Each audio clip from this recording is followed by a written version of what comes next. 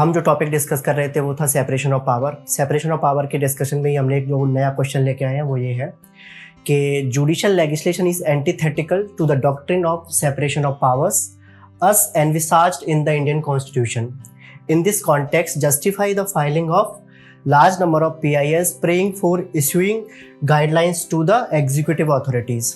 तो हमने देखा है कि कई बार क्या होता है कि जुडिशरी, लेजिस्लेटिव और एग्जीक्यूटिव में हालांकि इंडियन कॉन्स्टिट्यूशन में सेपरेशन ऑफ पावर के प्रोविजंस हैं, बट समटाइम्स ये देखा गया है कि जुडिशरी अपने जो ट्रेडिशनल रोल होता है उसको ओवरस्टेप करके कभी कभी एग्जीक्यूटिव की जुरिस्डिक्शन या फिर लेजिस्लेचर की जुरिस्डिक्शन में घुस जाता है। तो उसी कॉन्टेक्स्ट में ये क्वेश्चन पूछा है और ये जो क्वेश्चन है वो बेसिकली सेपरेशन ऑफ पावर से भी रिलेटेड है और हमारा जो जुडिशरी का टॉपिक है जिसमें जुडिशियल एक्टिविज्म और जुडिशियल ओवररीच के जो कॉन्सेप्ट्स हैं उनसे भी रिलेटेड है। तो दोनों की कॉन्टेक्स्ट में ये क्वेश्चन को हम डिस्कस करते हैं। सो इस क्वेश्चन की हेल्प से हम सबसे पहले ये देखेंगे कि जुडिशियल लेजिस्लेशन का मतलब क्या होता है और कैसे judicial legislation doctrine of separation of power के एंटीथेटिकल है। उसके बाद हम इसी कॉन्टेक्स्ट में ये जस्टिफाई करने की कोशिश करेंगे कैसे कि जो आजकल जो बहुत लार्ज नंबर ऑफ PIS जो फाइल की जा रही हैं जिसके तहत जुडिशरी जो होता है कई सारी गाइडलाइंस एग्जीक्यूटिव अथॉरिटीज़ को इशू करता है, वो उनकी जस्टिफिकेशन के बारे में बात करेंगे कि वेदर वो सही है या फिर नहीं सही है। तो हमारी जो अप्रोच रहेगी इस क्वेश्चन को डील करने के लिए वो सेम ही अप्रोच रहेगी। सबसे पहले जो किसी भी क्वेश्चन को अटेम्प्ट करने का जो सबसे पहला तरीका होता है वो होता है कि हमको जितने भी क्वेश्चन में दिए गए कीवर्ड्स हैं उनको फाइंड आउट करना होता है। जैसे इस क्वेश्चन में अगर देखा जाए तो इस क्वेश्चन में कौन कौन से कीवर्ड्स हैं। सबसे पहले तो जुडिशियल लेजिस्लेशन की बात कर रहा है ये कि जुडिशियल लेजिस्लेशन क्या होता है। उसके बाद एक जो टर्म है वो एंटीथेटिकल है, तो हमको ये प्रूव करना है कि कैसे जुडिशियल लेजिस्लेशन जो होता है वो एंटीथेटिकल होता है सेपरेशन ऑफ पावर की जो डॉक्ट्रिन है जो कि हमारे कॉन्स्टिट्यूशन में दी गई हुई है। उसके बाद हमको ये जस्टिफाई करना कि इसी कॉन्टेक्स्ट में जो large number of PIS file की जा रही हैं, पहली बात तो ये एस्टैब्लिश करना है कि हाँ large number of PIS file की जा रही हैं। उसके बाद हमको ये जस्टिफाई करना है कि लार्ज नंबर ऑफ PIS जो फाइल की जा रही हैं वो सिटीजन के जो वेलफेयर के लिए वो अच्छी है या फिर सही नहीं है, या फिर ओवरऑल जो कॉन्स्टिट्यूशनलाइजेशन जो है जो संवैधानिकरण है उसके लिए सही है कि नहीं है। उसके बाद हमको इस क्वेश्चन को डील करना है। तो कैसे शुरू कर सकते हैं, जैसे इस क्वेश्चन के जो पूरा जो ओवरऑल स्ट्रक्चर है उसमें हमें क्या क्या लिखना है उस पर अब थोड़ा सा बात कर लेते हैं। तो सबसे पहले हम इंट्रोडक्शन में क्या बात कर सकते हैं, हम इंट्रोडक्शन में जुडिशियल लेजिस्लेशन से शुरुआत कर सकते हैं कि जुडिशियल लेजिस्लेशन होता क्या है, या फिर हम स्टार्ट कर सकते हैं सेपरेशन ऑफ पावर से। सेपरेशन ऑफ पावर को हम डिफाइन कर सकते हैं, उसके बाद हम जुडिशियल लेजिस्लेशन पे आ सकते हैं और उसके बाद हम ये एस्टैब्लिश कर सकते हैं कि जुडिशियल लेजिस्लेशन जो है वो कैसे सेपरेशन ऑफ पावर की डॉक्ट्रिन को वायलेट कर रहा है। उसके बाद हमको कुछ एग्जांपल्स देने होंगे जुडिशियल लेजिस्लेशन के ये एस्टैब्लिश करने के लिए कि हाँ जुडिशरी जो होती है वो कभी कभी ओवरस्टेप कर जाती है अपनी ट्रेडिशनल रोल से। तो हमें कुछ एग्जांपल्स देने होंगे जुडिशियल लेजिस्लेशन को हमारे जो आर्ग्यूमेंट्स हैं उसको सब्सटेंशिएट करने के लिए। उसके बाद वही 3-4 पॉइंट्स के हिसाब से हमको सेपरेशन ऑफ पावर के जो डॉक्ट्रिन है उसके एंटीथेटिकल कैसे है वो हमको एस्टैब्लिश कर देना है। उसके बाद जैसे ही हमने ये एस्टैब्लिश कर दिया ये एक पेज में, उसके बाद हम एक कनेक्टर का इस्तेमाल करेंगे या फिर इसको ट्रांजिशनल स्टेटमेंट कह सकते हैं।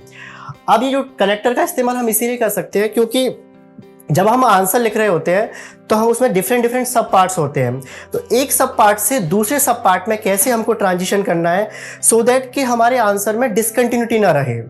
अगर डिसकंटिन्यूटी नहीं रहती है तो जो इन्विजिलेटर होता है, जो एग्जामिनर होता है, उसको चेक करने में ईजी रहता है और हमारा आंसर का जो फ्लो है वो बहुत ही स्मूथ रहता है। तो इसलिए हम क्या करते हैं, ज़्यादातर 1 या 2 लाइन का कनेक्टर्स या फिर ट्रांजिशनल स्टेटमेंट का इस्तेमाल करते हैं। जैसे इस क्वेश्चन में हम देखेंगे कि हम किस ट्रांजिशनल स्टेटमेंट का इस्तेमाल कर सकते हैं। तो हम आगे चल के देखेंगे जैसे फॉर स्मूथ ट्रांजिशन के लिए हम कह सकते हैं कि जुडिशियल लेजिस्लेशन है जो है is a primarily outcome of the PILs, और उसके बाद हम PIL वाले जो पोर्शन है PIL का जस्टिफिकेशन है उस पर हम शिफ्ट कर सकते हैं। तो इसीलिए हम क्या करते हैं इस क्वेश्चन को लेट से डिस्कस करते हैं कि इसमें क्या क्या कंटेंट आ सकता है और इसी के थ्रू हम ये समझने की कोशिश करेंगे कि ये doctrine of separation of power क्या होता है, जुडिशियल लेजिस्लेशन क्या होता है और ये कैसे एक दूसरे को वायलेट करते हैं। तो सबसे पहले जुडिशियल लेजिस्लेशन क्या होता है, तो जुडिशियल लेजिस्लेशन एक ऐसी सिचुएशन होती है जहाँ पर जुडिशरी जो होता है वो अपना जो ट्रेडिशनल रोल है उसको ओवरस्टेप करके एग्जीक्यूटिव या जुडिशरी की जो जुरिस्डिक्शन है या फंक्शनल जुरिस्डिक्शन है उसके फंक्शंस को उनके फंक्शंस को ओबे करने लगता है। तो फॉर एग्जांपल हम कैसे कह सकते हैं कि जैसे जुडिशरी का जो ट्रेडिशनल रोल है वो क्या होता है, जुडिशरी का ट्रेडिशनल रोल है कि कोई भी लॉ है उसको इंटरप्रेट करना और उसको इन्फोर्स करना। These are the basically two primary roles of the judiciary. अब कई बार ये देखा गया है कि जुडिशरी अपने ट्रेडिशनल रोल को फॉलो ना करते हुए कभी कभी एग्जीक्यूटिव के रोल्स में चला जाता है। उसके एग्जांपल्स हम देख सकते हैं, जैसे कि विसाखा गाइडलाइंस का जो केस था 1997 में आया। इस केस में सुप्रीम कोर्ट ने स्ट्रिक्ट गाइडलाइंस जारी की थी एग्जीक्यूटिव के लिए, जिसकी वजह से क्या हुआ कि एक लॉ पास हुआ था जिसको हम बोलते हैं पॉश एक्ट। सिमिलरली हम ये देख सकते हैं कि डी वेलुस्वामी केस 2010 में आया था। उसमें सुप्रीम कोर्ट ने ये रिकॉग्नाइज किया था कि जो लिव इन पार्टनरशिप है उनके पैलिमनी राइट्स के बारे में डायरेक्शंस दी थी एग्जीक्यूटिव्स को।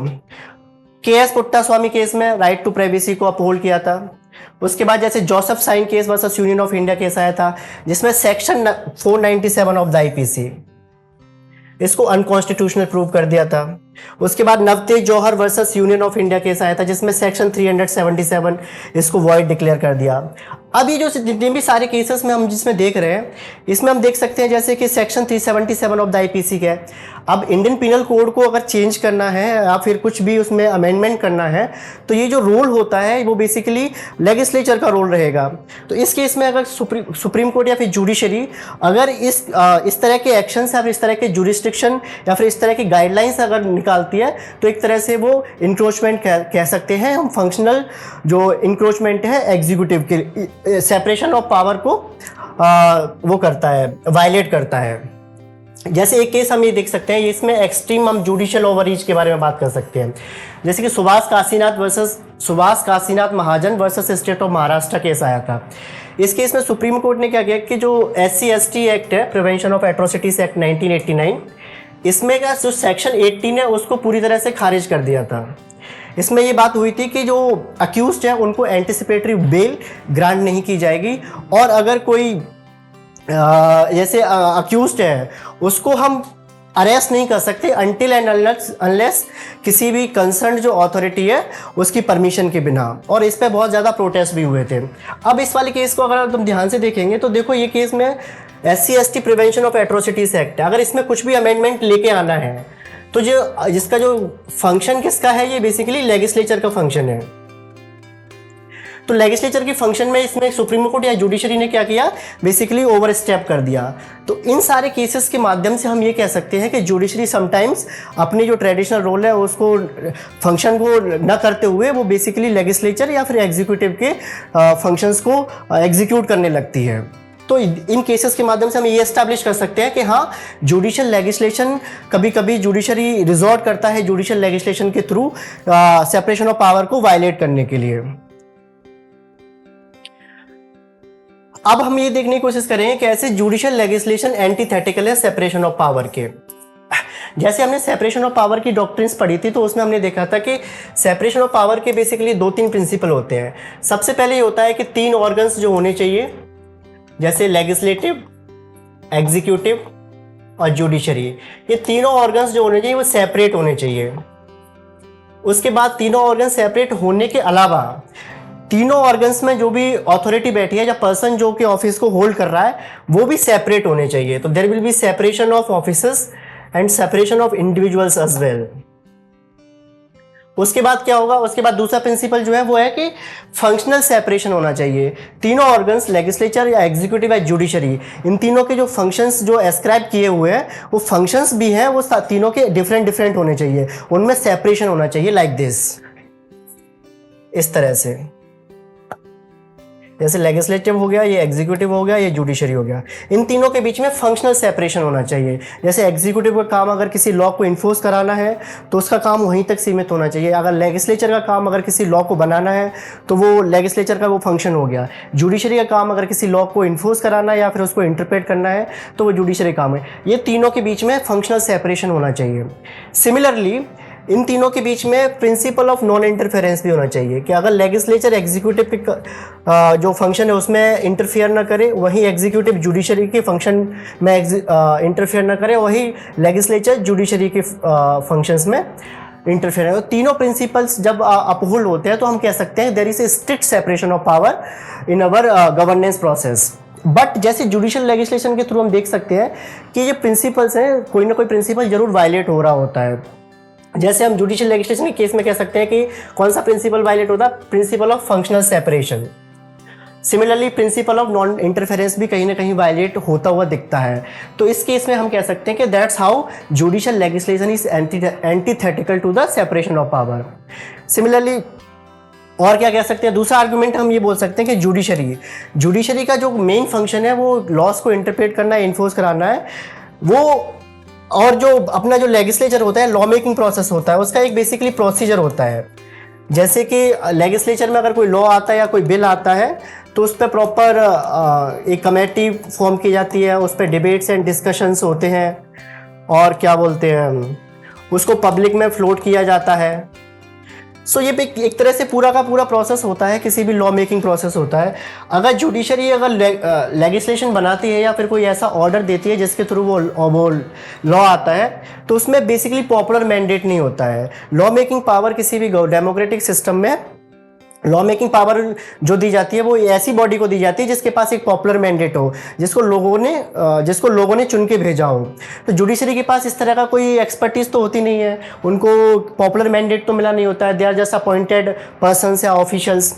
सो in this case we can say that कि judiciary does not have the popular mandate और कंपिटेंसी उसके पास नहीं होती है। सिमिलरली प्रोसीजरल इंटीग्रिटी जो होती है, जैसे अभी जो हमने देखा कि प्रोसीजरल इंटीग्रिटी का एक लॉ मेकिंग का एक प्रोसेस होता है, तो जुडिशियल लेजिस्लेशन जब जुडिशरी कोई भी ऑर्डर देती है या फिर कुछ किसी भी उसको अनकॉन्स्टिट्यूशनल प्रूव कर देती है, तो उस पर कोई डिबेट्स या डिस्कशन उतने जिस जो प्रोसेस होना चाहिए वो बेसिकली वो प्रोसेस फॉलो नहीं होता है।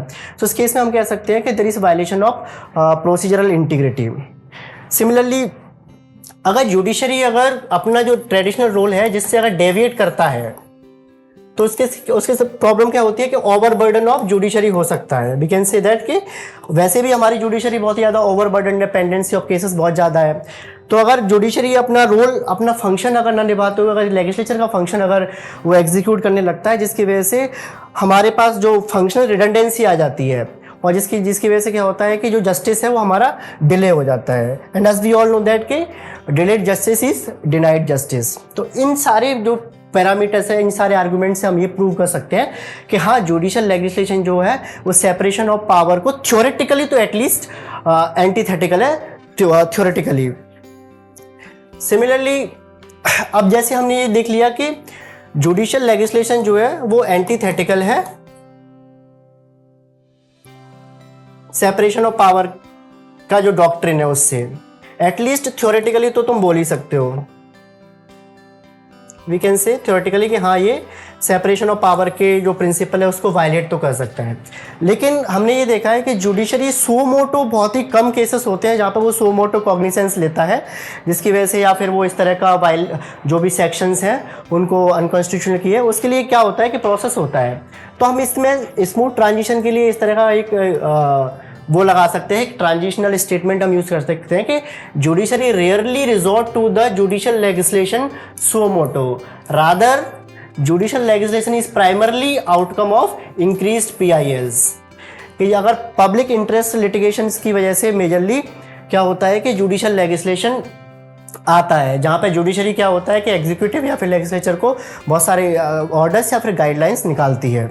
तो हम इस तरह से कनेक्टर का इस्तेमाल कर सकते हैं। अब इसके बाद हम ट्रांजिशन कर सकते हैं PILs की तरफ। सो वी हैव सीन कि जो रिसेंटली हमने देखा है कि PILs की जो संख्या है वो काफ़ी ज़्यादा बढ़ती हुई दिखाई दे रही है। तो उसका जस्टिफिकेशन क्या हो सकता है कि ऑल्दो जो PILs है या फिर जो जिसकी वजह से जुडिशियल लेजिस्लेशन आता है वो सेपरेशन ऑफ पावर को तो वायलेट करता है, लेकिन क्या वो सही है या गलत है, तो उसकी जस्टिफिकेशन हमको 3-4 आर्गुमेंट देने होंगे। जैसे क्या होता है कि PILs की वजह से जो जनरल पब्लिक इंटरेस्ट के जो मैटर्स हैं वो बेसिकली जनता के पब्लिक के सामने आते हैं, जिनकी वजह से एक डिबेट शुरू होती है या फिर कोई डिस्कशन शुरू होता है जो कि अल्टीमेटली कल्मिनेट होता है किसी भी लॉ में या फिर किसी एग्जीक्यूटिव ऑर्डर में या फिर किसी गाइडलाइंस में। तो बेसिकली जो जनरल पब्लिक इंटरेस्ट है जिस पे बेसिकली कोई भी लेजिस्लेचर या फिर एग्जीक्यूटिव अगर सो मोटो ध्यान नहीं देता है तो PILs की वजह से वो मैटर जो होता है वो उनके नोटिस में आता है, जिसकी वजह से जो आउटकम जो होता है वो या तो कोई लॉ होगा या फिर कोई एक एग्जीक्यूटिव ऑर्डर या गाइडलाइंस, किसी भी प्रकार का वेलफेयर ऑफ सिटीजन के लिए इस तरह की गाइडलाइंस लेके आ सकता है। दूसरा क्या हो सकता है, दूसरा ये होता है कि ये हमारे फंडामेंटल राइट्स को प्रोटेक्ट करता है। तो जो जुडिशियल लेजिस्लेशन या फिर जो PILs होते हैं उनका बहुत ही इंपॉर्टेंट रोल होता है हमारे फंडामेंटल राइट्स को प्रोटेक्ट करने में।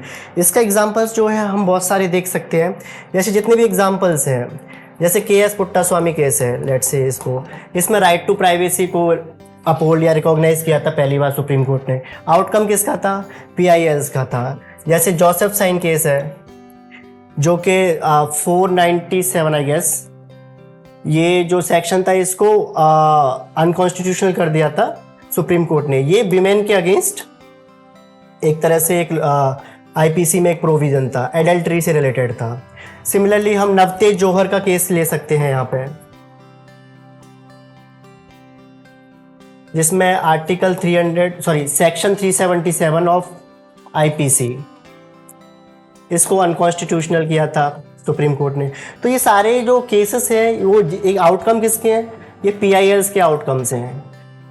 बहुत सारी PILs फाइल की तो सुप्रीम कोर्ट ने सुनवाई की थी, जिसकी वजह से ये सारे जो अपना फंडामेंटल राइट्स का जो स्कोप है वो बहुत ही ज़्यादा ब्रॉडर हुआ था और नए नए फंडामेंटल राइट्स रिकॉग्नाइज किए गए थे। तो ये इसके लिए फंडामेंटल राइट्स को प्रोटेक्ट करते हैं। और सारे केस भी लेके आ सकते हो, जैसे young lawyers association Sabarimala case वाला है, उसको भी हम लेके आ सकते हैं, जिसमें वीमेन की जो फंडामेंटल राइट्स है उसको अपहोल्ड किया था, राइट टू इक्वलिटी वाला।